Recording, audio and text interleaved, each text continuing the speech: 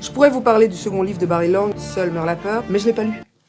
Donc ce qu'on va faire, c'est qu'on va parler de La valse des âmes de Bernard Werber. Un jour un livre, mais seulement pendant 10 jours, sinon ça va me faire chier.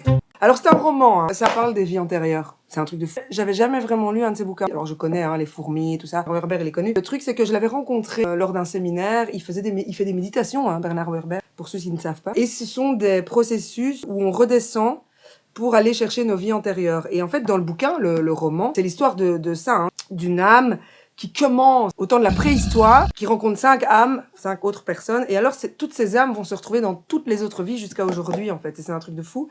Et alors il y a un système de numérotation, ta première vie, ta deuxième vie, et tout ça, et en fait dans ses méditations, il le fait vraiment, le mec. C'est vraiment un process qu'il utilise, et il l'a retranscrit sous forme de roman dans ce bouquin. Moi j'ai trouvé ça très bien, ça m'a beaucoup touchée, cette histoire m'a beaucoup touchée, et je pense que elle touche parce que l'écriture de Bernard Werber est assez émotionnelle, tu vois. Mais ça m'a touchée aussi parce que ça me parlait. Après, on croit ou pas au sujet des vies antérieures. Moi, j'y crois à fond de balle, donc évidemment.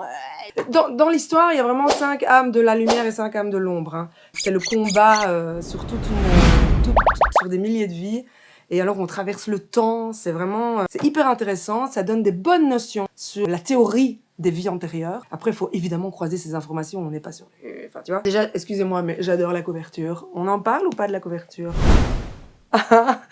Un ange. Et puis le titre, La valse des âmes. C'est déjà, tu sais, ce mot valse, les âmes, je brode. Franchement, là, je suis en train de broder. Alors après, je vous cache pas, je vais pas mentir que je suis restée sur ma faim. Mais bon, ça, c'est personnel. Mais voilà, du coup, ça m'a donné envie d'acheter d'autres bouquins de Bernard Werber, à savoir La prophétie des abeilles. Parce que, figurez-vous, anecdote, l'année passée, il y a un essaim d'abeilles qui est venu se loger dans le mur devant ma chambre. Je les entendais, j'entendais toutes les alcôves qui se formaient. Incroyable, ça a duré des mois. J'ai posé beaucoup de questions. Déjà, sur la symbolique, exceptionnelle, la symbolique. Ce que j'en ai retenu, c'est collaboration, communauté, abondance. J'adore. Surtout que, deuxième anecdote, cette année, je vous jure que c'est vrai, des hérissons ont fait un nid juste devant ma chambre aussi, donc devant le mur de ma chambre, hein, qui donne sur la façade. Symbolique, jeu, amusement, enfance, abondance. Qu'est-ce que tu veux que je te dise? Abondance! Je suis trop contente. Mais donc du coup, la prophétie des abeilles, parce que abeilles, les seins, enfin tu vois, pas les seins, les seins. Bon, ceci dit, il est pas resté, mais le message était passé. Je me suis acheté des boucles d'oreilles d'abeilles, du coup. T'as vu? Quand je te dis qu'elles se mêlent. Bon, je m'égare, comme d'habitude. La valse des âmes. Le titre, le pitch, tu vois, il en a mis un. C'est une histoire d'amour qui a commencé il y a 120 000 ans. Alors si ça donne pas envie, je sais pas... Donc, pour moi, ce livre, on est dans du développement personnel, on est dans de l'initiation spirituelle, j'ai plus envie de dire ça, à travers un roman. Il y en a plein, des bouquins comme ça. Alors c'est une brique, hein. Faut se le coltiner. Combien de pages? Plus de 600 pages, 620 pages plus ou moins. Mais...